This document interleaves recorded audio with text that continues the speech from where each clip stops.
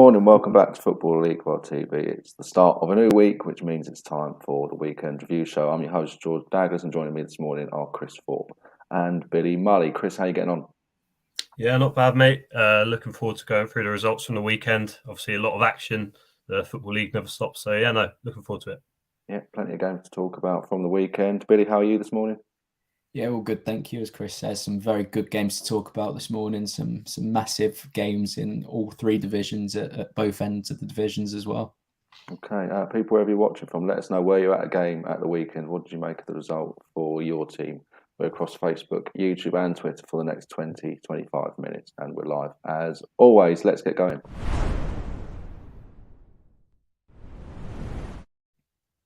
Starting the Championship, we'll start with an important 1-0 win for Blackburn Rovers over Queen's Park Rangers. Chris, we'll come to you first of all, talking Tony Mowbray's men. A much-needed victory, wasn't it, after a blip in recent weeks? Yeah, certainly. You only have to look at their recent results and they've sort of fallen off, if you like, for want of a better phrase. I don't know if that's down to Brereton Diaz being injured for, God knows how long, they don't even know. But this was the win that they needed, and to get one up on one of their playoff rivals as well is a big psychological blow that they've dealt to QPR, and it's good to see Rida Kadra getting back amongst the goals. I know Mowbray said in the press, the story went out this morning saying that he needs to be more clinical if he's going to be a success for Brighton in the Premier League. But I think aside from his finishing, his approach play and just his tactical understanding is brilliant. So I think he's another one that's going to come to the fore for them while Brereton Diaz is out on the sidelines. As for QPR, Billy, we saw them get back to winning ways in the middle of last week to end their own pretty poor blip. But this has been a loss, obviously, against at least a playoff rival. In terms of their expectations, perhaps for the rest of the season, do you think now they just need to sort of focus on securing a top six spot? You look at the games extra that they've played over the likes of Bournemouth in the top two, and obviously Fulham have extra points as well, leading the way. Kind of looks at the moment, though, that the QPR should perhaps be focusing on settling for a playoff spot and make sure that's secure. Yeah, as you say, it's a rapid decline in terms of their results in recent weeks, and it's I think a month ago we were speaking about them being automatic contenders, and now it appears that they could miss out on the playoff spot, which just seems crazy when you think about how everything's panned out so far.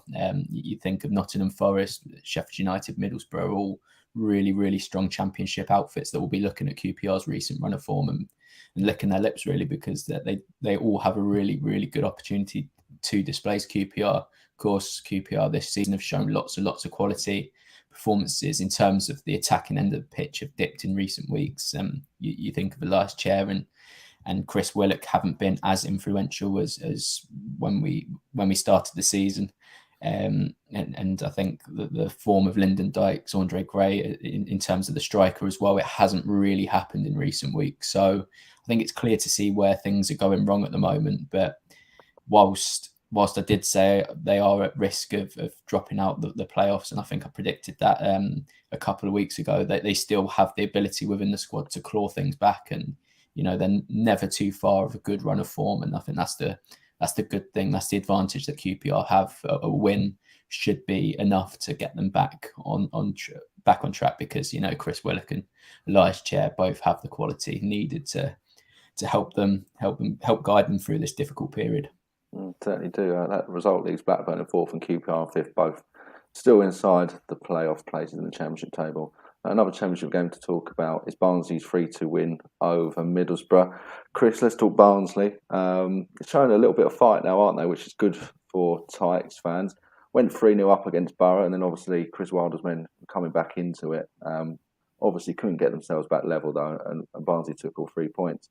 Not only should Barnsley fans, I feel, be pleased about just the nature of the win, but also the fact they didn't capitulate when Borough were coming back into the game. That's perhaps the real pleasing aspect for this one. Yeah, definitely. I think when you can see 2 goals after being 3-0 ahead, you're sort of caught shell shocks and you're thinking like, wow, how did this happen? We were so comfortable. But it is something that happens, unfortunately, and you have to deal with it. And they did deal with it in the right way, like you say, Dags. What I'd say about them is they were clinical when it mattered. They didn't have, a lot of the ball but they took their chances, and that's what you need when you're in a relegation battle. You might not get that many chances, but as long as you take them when they come around, you've got more than a big chance of staying up, really. So it'll be interesting to see if they can take the positives from that performance and take it into their next few games.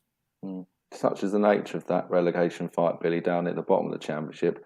Barnsley suddenly look like potential favourites to get out of it, of the bottom three, when not too long ago everyone was pretty much writing them off and consigning them to League One.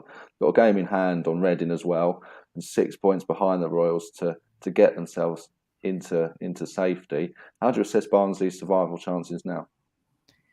You definitely got to be considered as a worthy option. You think of Barnsley in recent years, they do finish the season strongly. You go back to the 2019-20 season, the sort of COVID break, and then coming back, I think they were 6 or 7 points adrift and they managed to survive. And then last year, they remained strong in the remaining parts of the season and secured a playoff spot. So in terms of this part of the season, I think that's going to be something that will probably leave Reading fans a little bit concerned, but also providing Barnsley fans with a lot of spirit that they can get out this mess in a season which is, from I think week 10, it seemed that Barnsley were going to be a side that were going to get relegated. Poya Asbaghi didn't really see much success when he first took the job, but I think you're starting to see his style of play come through now.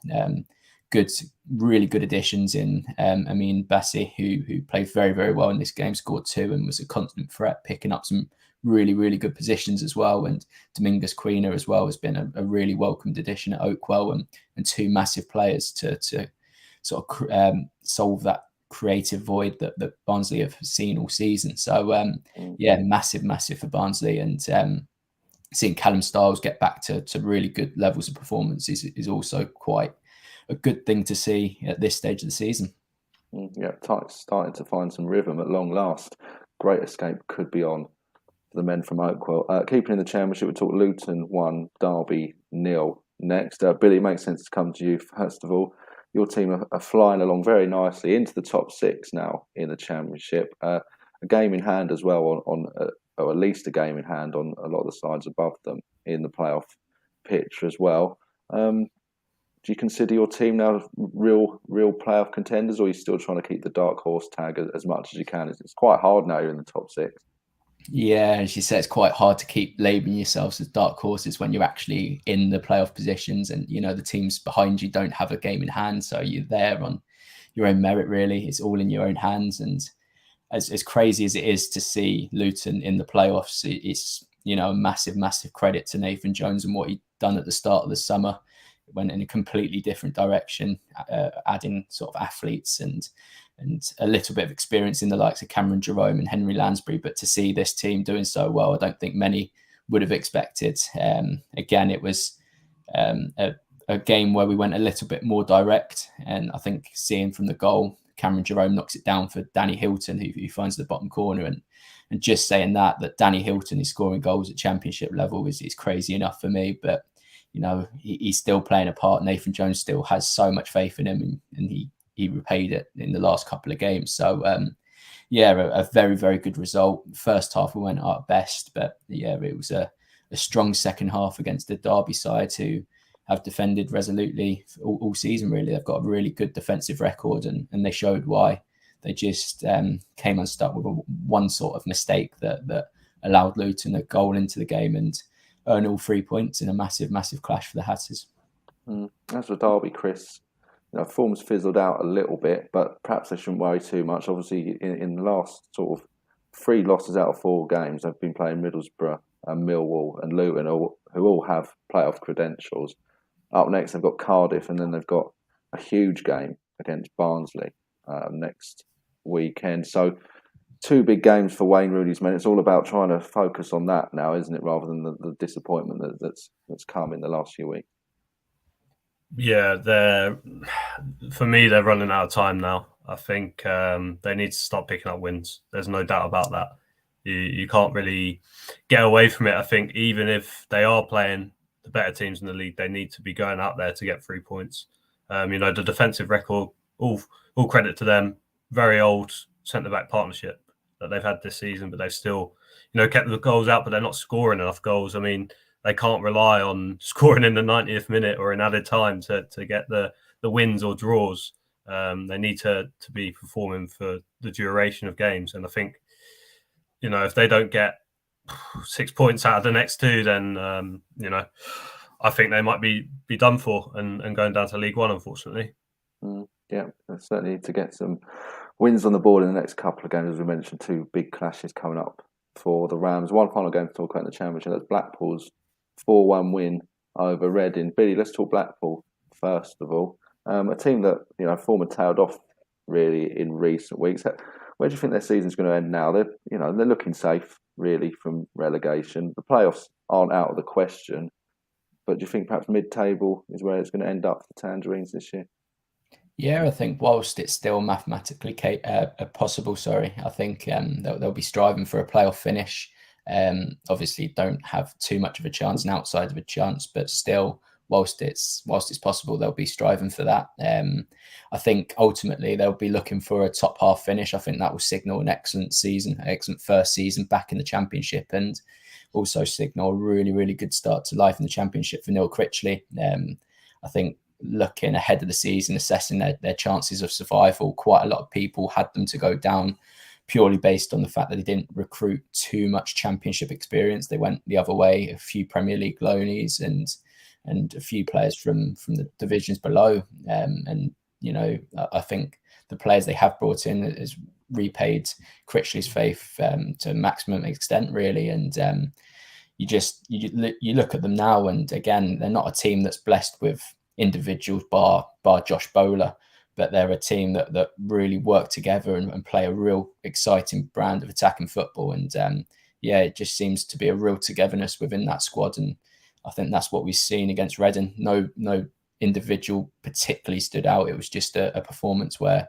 everyone played their part, and they've got real good options as well on the bench to strengthen them even more. So I think this season is going to be about a top half finish, and then who knows, next season could be a playoff push. As for Reading, Chris, a heavy defeat. Obviously, things have picked up a little bit in the last couple of weeks. Paul Ince has now got to try and pick them up from what's been a heavy defeat. And also, you look at the goals against column in the Championship now, Reading have conceded more than anyone else this season on the back of that defeat. So, it's clear where Paul Ince needs to do the work on the training ground, and it could be interesting to see how he gets a response out of his team. Yeah, I saw he said in the press that he might try and look at getting a free agent in. I'm not really sure about that because, so late in the season, are these free agents going to be fit enough to slot right in and be ready to make an impact? So I don't know if they'll go down that route or not, but he needs a response. To be honest, I was a bit hesitant about the appointment in the first place. I think many people were, including fans of the club themselves. And unfortunately for them, they face a Blackpool side who tend to be pretty good at home and have good backing from their home crowd. They really need to bounce back quickly. Same with Derby, really. I wouldn't say Reading are safe by any means. They can still be dragged back into it, of course. Yeah, Reading certainly up against it at the moment. Right, time to move away from the Championship. Let's drop to League One.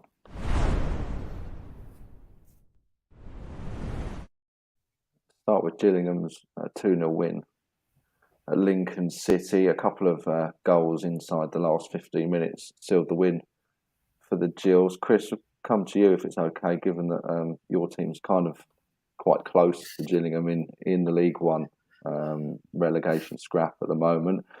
Are you slightly concerned as a Wimbledon fan of Gillingham's improvement under Neil Harris, and what did you make of their just performance in general as well away at the Imps at the weekend? I saw Gills live against Wimbledon at Priestfield. I think it was last Tuesday now. It was 0-0, but I was impressed by how effective Gillingham were under Neil Harris. They've always had a sort of direct style under Steve Evans previously and other managers before that. And he sort of kept that, but at the same time, he's made a good signing in bringing in Thompson from Millwall, sort of a player I wouldn't have expected Gillingham to be able to get. But he's come in and replaced Carl Dempsey, their captain, who obviously went to Bolton in January and really well. And obviously he scored against Lincoln, and Verdane Oliver also scored. But they assisted each other as well. So clearly there's a partnership building there between those two. So yeah, really impressive result for them. Lincoln have sort of fallen off this season after, the playoff final heartbreak, losing quite a few key men as well, like Brennan Johnson, for example. So yeah, I think, Gills took advantage of playing a Lincoln side that aren't as strong as they were last season. And fair play to Harris. And I never thought he'd drop that low. Like, no offense to Gills, I don't think they'd ever expect to get a manager of that caliber. And he's really doing a good job so far. So yeah, it is slightly worrying for us as a Wimbledon fan. Having said all that, it brings Lincoln into the fray as well, doesn't it? I mean, Billy, Lincoln are 3 losses now on the spin. Their form, as Chris has mentioned, has all season been pretty poor. They've obviously never really got over the way last season ended, as you mentioned as well. Some important players no longer at the club. Are you worried for the Imps in terms of the relegation scrap? Yeah, I am. As you say, very patchy form. Haven't at all hit the heights of last season, but I don't think they ever were going to, losing like Brennan Johnson, Morgan Rogers, George Grant, and Teo Eden as well. Some integral players to how they were playing. And I guess when you lose players as important as they did, it's always going to be difficult to replace them. And the fact that they've gone down a similar route in terms of forming a quite a youthful squad, I don't think that's really helped. I don't think they've been able to secure the talent that they did last season on loan. And I think for that reason, it's been very, very difficult for them to really kick on. And you still look at the squad and you think they shouldn't be competing where they are at the moment. They've still got some very, very good players. I think McGrandles, he played a real good part last season.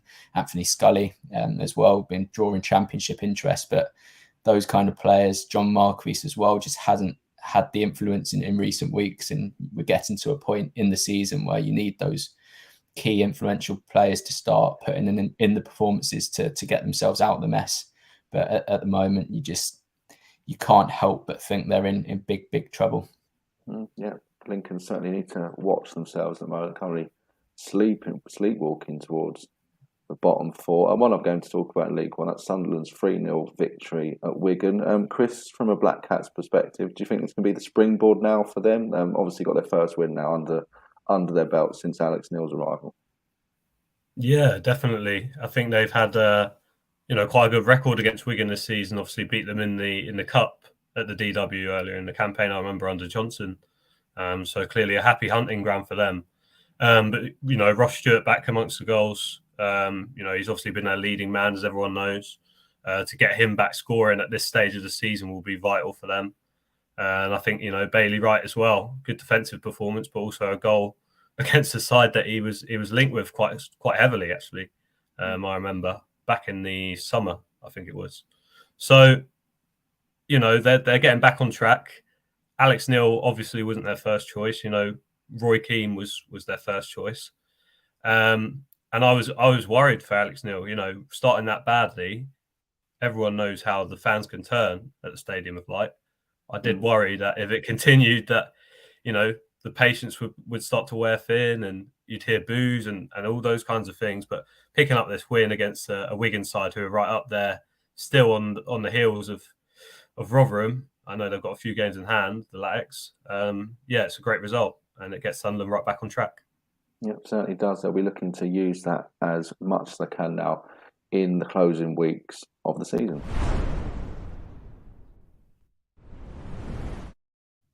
One final game to talk about on the weekend review show on Football League or TV, and that Caesars dropped to League Two. Leighton Orient losing 1-0 against Carlisle. The relegation battle in League Two now is scarcely believable, really, in terms of how tight it is.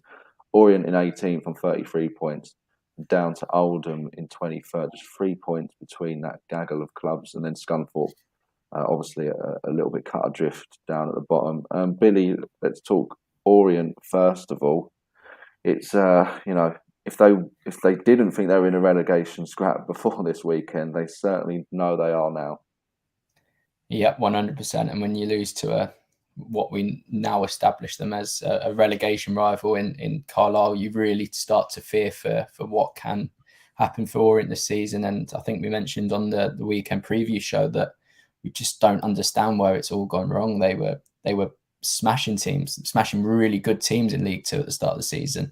And I think some of that can still be seen in the fact that they've still got a +6 goal difference, but they find themselves deep amidst this relegation battle. It's just really, really strange to find Orient there. And, it's a big, big job for whoever comes in permanently, because it's just a dire situation to walk into, because it's 1 goal in 10 games, 1 point in 8 games, sorry. So it's just, it's barely believable what has happened in recent weeks at Orient. And 3 points ahead of the relegation zone. They are destined for a real big relegation battle. And you think of what's happened with Carlisle, been boosted with the arrival of Paul Simpson. You think of what's happened with Oldham, boosted with the arrival of John Sheridan. You think something like that has to happen with Orient now. They need something to go right for them, because they're, at the moment, it seems that they are going to be the team that gets dragged into a relegation place, and as well as Stevenage as well. It's going to be those 2 teams that look most likely to get dragged even further down into it at the moment. I just can't put my finger on what's gone wrong, because you look at the squad, you look at what has happened this season, and surely you point your finger at confidence, because that seems to be missing at the moment. As Billy mentions, Chris, Paul Simpson's gone into Carlisle now, and this is the perfect result to get the fans and the players to really buy into what he wants to achieve in the next few weeks, isn't it? Get a win over a relegation rival. Definitely, they're giving themselves a fighting chance. Impossible to sort of call who's going to fill that final relegation spot. I know it's really bizarre the way only 2 go down and 2 come up. I think that needs to be changed in the long run, really. Anyway, I think Scunthorpe, if they don't win their game soon, then they're pretty much going to be down, unfortunately for them. But Carlisle, showing fighting spirit, and that's what you need in a relegation battle. It's not rocket science. It's what they need, and a great result for them. I know they had to sort of batten down the hatches and sort of repel a sort of onslaught from Orient of sorts. But ask any fan, a 1-0 away win is priceless, and it is something that could really mean a lot more come the end of the season. Huge result for the Cumbrians, and potentially very detrimental for Orient.